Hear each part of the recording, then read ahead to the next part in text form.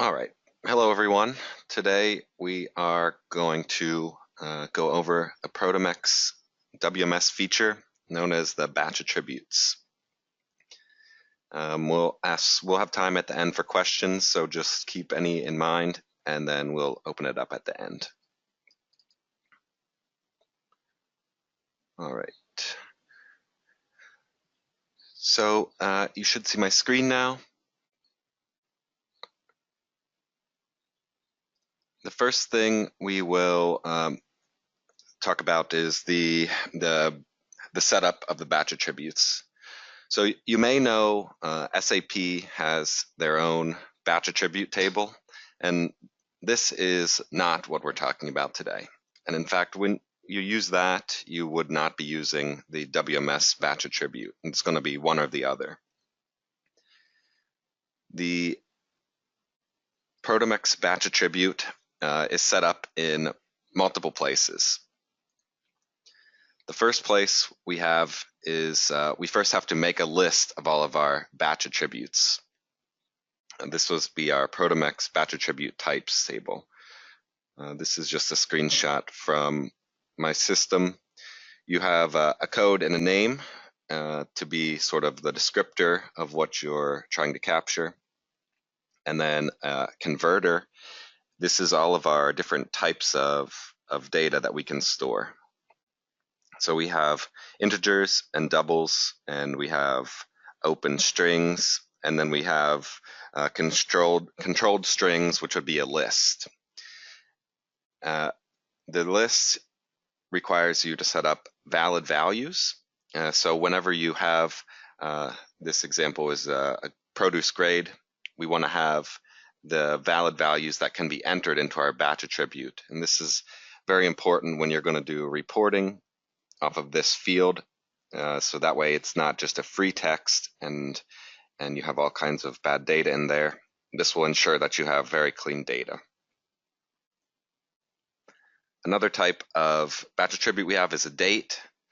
And for this example, I will show you, we're going to capture the manufacturing date using another feature of the WMS software, which is the GS1 application identifier.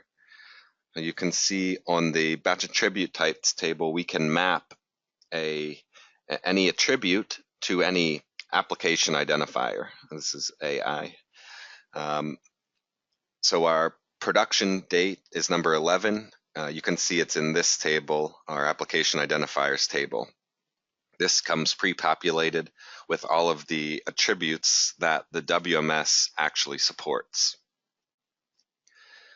So all it takes is mapping. I'll show you the production date is number 11, and I'll show you 91, which if you look is company internal 1, and this can just be for generic use if you have some information that you want to capture, but it's not actually built into the GS1 standard.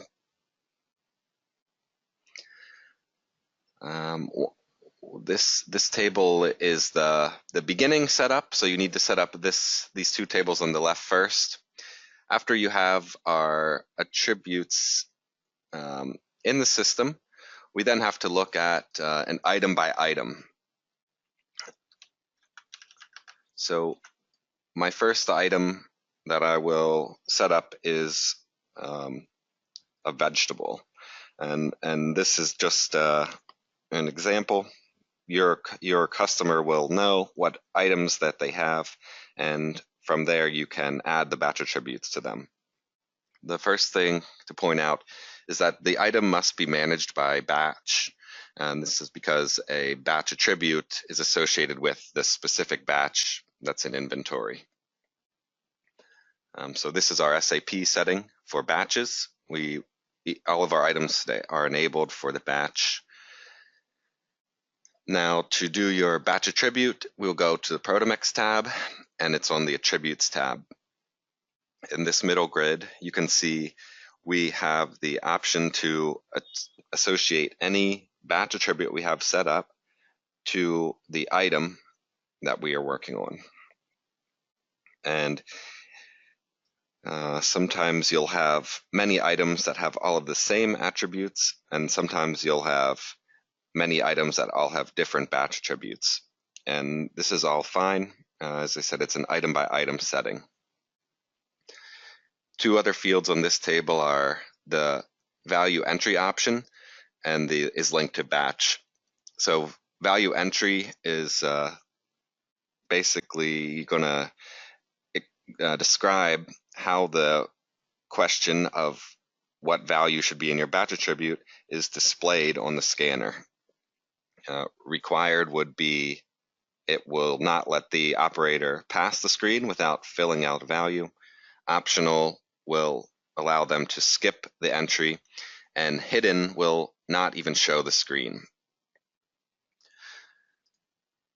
Is linked to batch is a feature that allows you to have this batch attribute entered in inventory applied to all of the items that have the same batch. So for our vegetable, we're going to capture pieces in carton and the produce grade. A few other items we'll talk about today are this one, some ice cream. So for ice cream, we'll just have a temperature test. When we receive the product in, we will enter a temperature that the item is or that the packaging is, and use that as a driver to do some quality control. We have a machine part where we'll show some hidden batch attributes, and we'll also show how the GS1 feature comes into play. And then our fourth one will be a roll of fabric, and this one will be shown as the production example. Okay, so now we'll go to the scanner. So this is our WMS handheld scanner. This is now in a simulation mode. Normally this screen is on a handheld device in the warehouse at the dock where the inventory is delivered. But for this demo today, I'll just show you an on-screen representation. So first, we're going to have our vegetables arrive on a truck, and we'll receive them into inventory under the purchasing menu and reception. Select the location where we receive them, and then most times you will have an order, a purchase order. In our case, we'll just go with no purchase order. I'm just going to receive the items. Select what supplier. Just any supplier will do. At this point, we will scan the product barcode, and this is something I have set up already. Our system is set up to recommend our next batch number, and this is a setting that is adjustable, and you could see I could even override it if I wanted to. I will just accept the system generated batch, and now we'll see our first batch attribute. So this is the produce grade batch attribute, and it's the type list. This means that only the values I have set up are available for selecting. If I try to do a value that's not there, you see I won't be able to go through. This attribute is required, so there's no way for me to skip. So I'll select whatever grade of produce this is. Maybe it's very fresh produce, so it's an A grade, or maybe it has just a few blemishes on it, so it can be B grade, or maybe it's nearly spoiled and it would be D grade. The next attribute for this item is the pieces in carton, and this is an optional batch attribute. So the optional status gives us the skip button if I don't want to count the pieces in the carton, I don't have to, but this is, in our case, we will just, make an arbitrary count of them and enter and say there's 12 pieces here. And now we will actually enter our inventory quantity. We're inventorying this item in cartons, and so now it's asking you how many cartons of this produce do you have. And it's very important here that you only enter in the quantities that you want to be associated with our batch number, and then therefore our batch attributes that we just entered in the previous screens. So I'll just do one carton. I'm not going to add any more products to this SSCC. I will make a new SSCC for another product. Okay, so we will get our SSCC label printed, and we'll also get a purchase delivery report printed. Okay, so this is how you enter manual batch attributes, and an example of that would be for a vegetable. Next item we're going to enter is the ice cream to get the temperature test. No PO again. Again, the batch is recommended for us. Now you'll see our temperature test. So you would go and measure the temperature of this pallet of ice cream and enter it in here. And so we'll say, it's 35 degrees Fahrenheit, which is above freezing. So this will come back to us later when we go to quarantine this stock, because it was received too warm and there might be some melting, and this would be a product that might need to be thrown away. Right? And we'll say that we have 3 cases.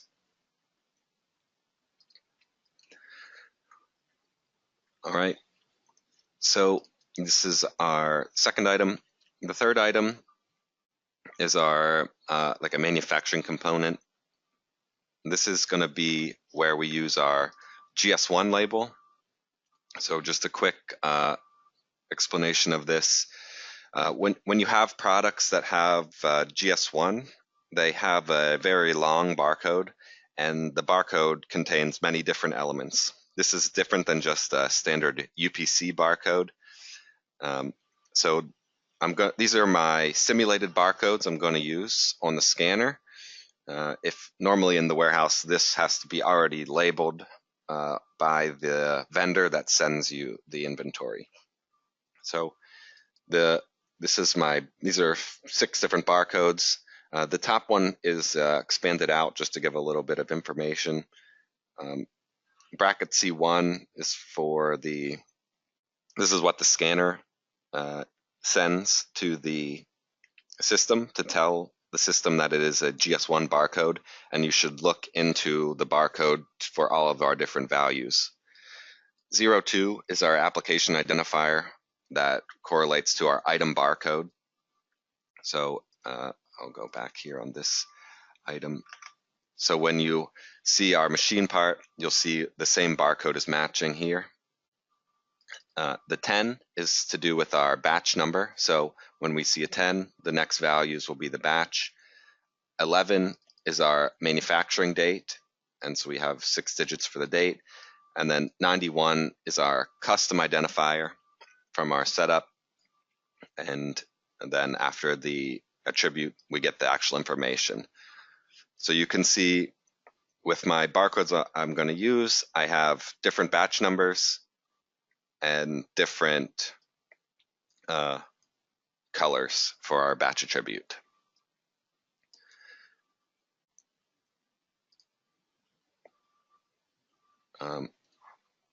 For this item, we'll use our GS1 barcode receiving option. So when I click on to this option, it will just say scan a barcode, and the little icon here is showing you, it should be somewhere on the pallet. So I will scan simulate scan by just copying and pasting my value here. And then we will go through, if sometimes these barcodes can be multiple lines long, so you might have to scan multiple barcodes. When we have scanned all the barcodes for this item, we'll click Done. And then what you can see is that we go directly to the carton because our batch attributes are hidden. But you do see that our batch number is already filled out. This is part of our batch attribute, our GS1 functionality. So for batch 4, I'm going to say we have 10 cartons and no more products to scan. All right, so from our labels, and I will book my receipt. So now that all of these 3 items we've received are in inventory, I will go to I will switch roles now and go back to being the office operator, and I'm going to run our inventory report to see all of the data that we entered into the system. So going in reverse order, if I see at my last item I entered was my machine part with batch number 4. If I use my Show Batch Attributes button in the bottom right of the inventory report, a subgrid will come up and it will show us the extra information that was captured during this reception process. And for each item that I select, I will see the batch attributes change based on the item for which codes there are, and also the values based on which batch we're looking at.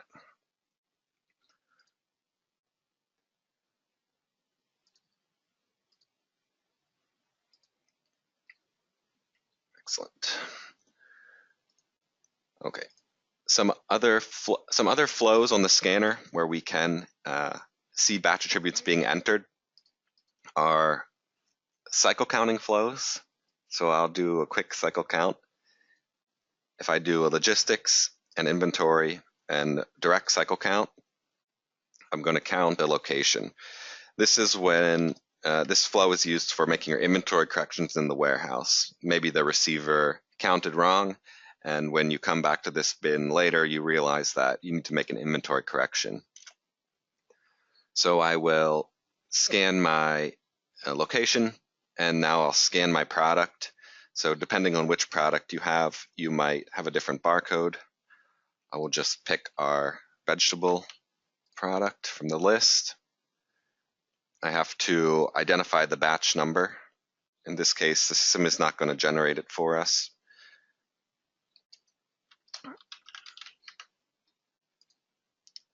And again, you'll see the same selection for our produce grade. You can make this an A grade. And for this case, I will skip the pieces in the carton. And we're only just going to add 1 carton. And I'm going to say, yes, finalize my count. Oops, I say yes for adding another item, but I'm done counting items. So I'll say yes and send my count to inventory. It's telling me how I'm changing inventory, and go forward from here.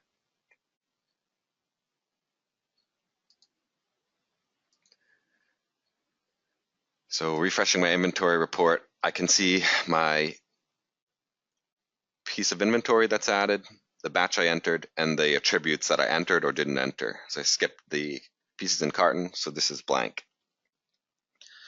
One other thing we can do in the inventory report is we can actually change our batch attributes. So cycle counting is one way to adjust. Another way is if you go and select your line of inventory at the top, use our change button, and go to batch attributes, change batch attributes. Here you'll see the grid come up for this item, and I have the same basic functionality that you saw in the scanner, but it's now in inventory. So I can enter value in here, and I can select from my list based on what item. Okay. And now you'll see my batch attributes are updated in inventory.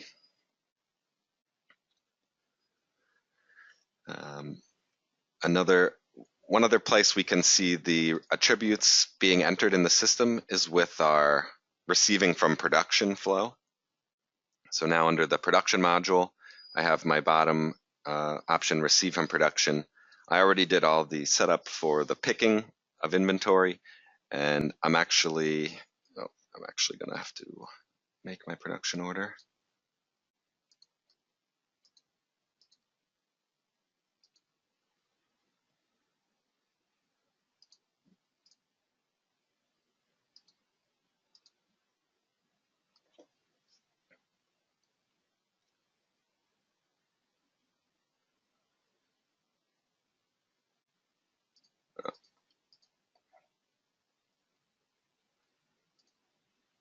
Assign the production order a production line.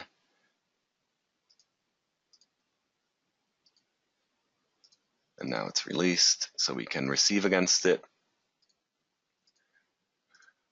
So you see my batch 4 for roll of fabric is here. When I select this, now I'm going to be asked for a batch number. This is a batch number generated by the system. We'll go forward. And this item actually has a second batch number. And so sometimes you might do a roll of fabric and give it a second batch associated with the roll number it is. So we'll just do R1 for our second batch.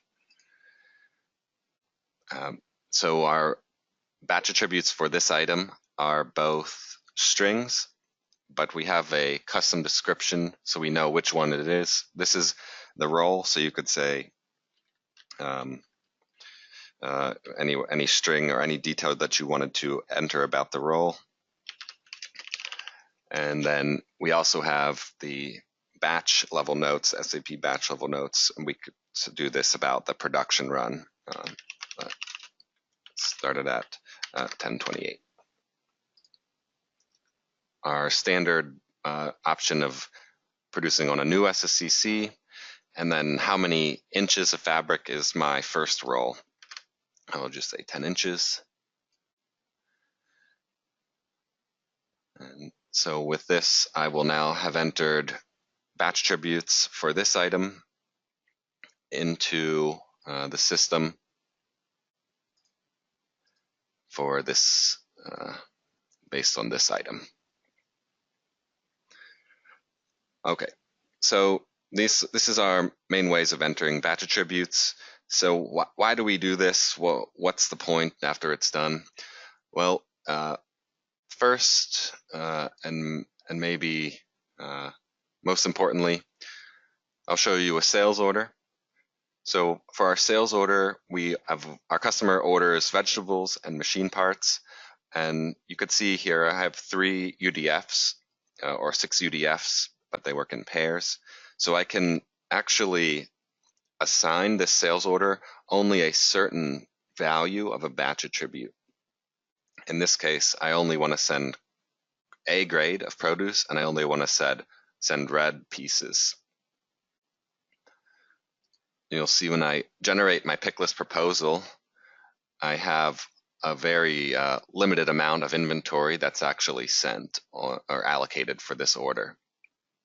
And the reason is because we only have these batches in inventory that meet our batch attribute requirement. And just to verify, if you look at this item, you can see we have 4 different batches, but our batch attribute for batch 4 is orange. Here's our batch 1 is red for our 1 piece, and then we have yellow and blue. So these items are not allocated by the system due to our batch attribute value. And the next step in the process here, after you have your proposal, you can make a pick list and go pick this on the scanner. You will see the same same rule enforced here.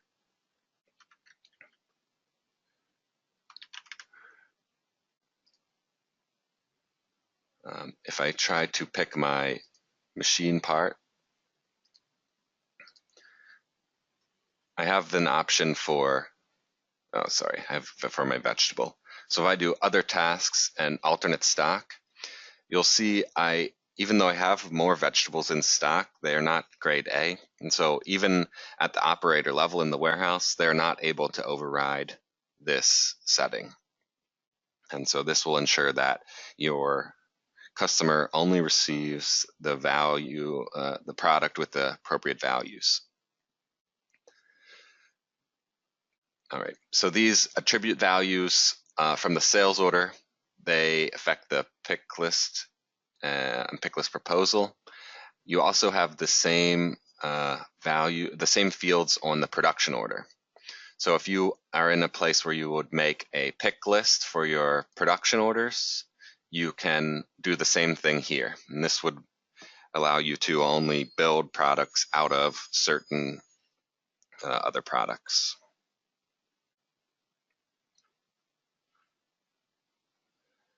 The other one we did was the ice cream.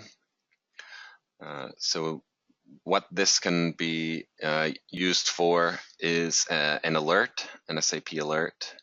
So if we go here, we can have an alert appearing based on this value. This is just a query, and what it's showing you here is the ice cream that has a certain temperature that we would say needs to be addressed or needs to take further inspection. It's just a query, as you know. So here's our latest one that we did, 35 degrees. We would know that this item we would want to quarantine, inspect, and check for melting. Just a quick look at the query itself. These are all the Produmex tables that store the batch and batch attribute values. And there's some more details about this on the wiki if you need to write a more advanced query. This is just a simple example.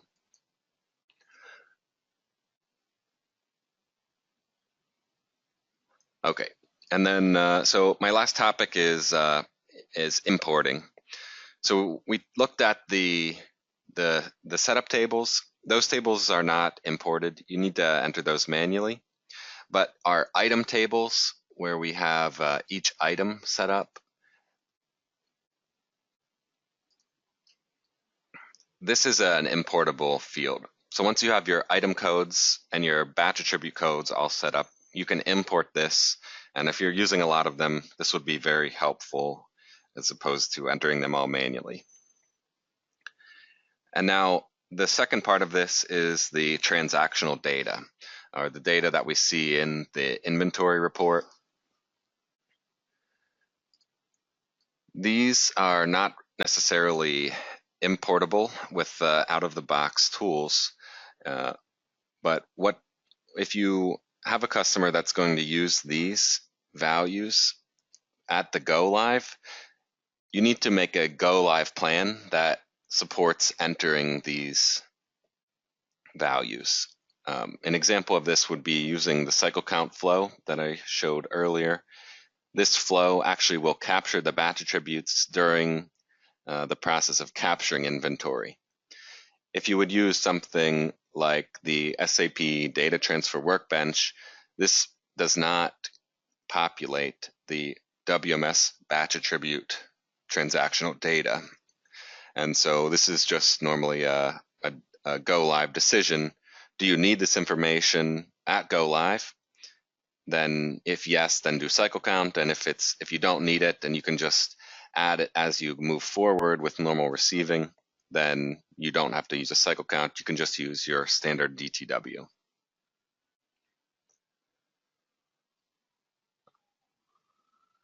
Okay, so this is what I have to show you today. I will now ask for any questions that you might have. Okay, so then if there's no questions, this will conclude the webinar for today. Thank you everyone for joining. Have a good day.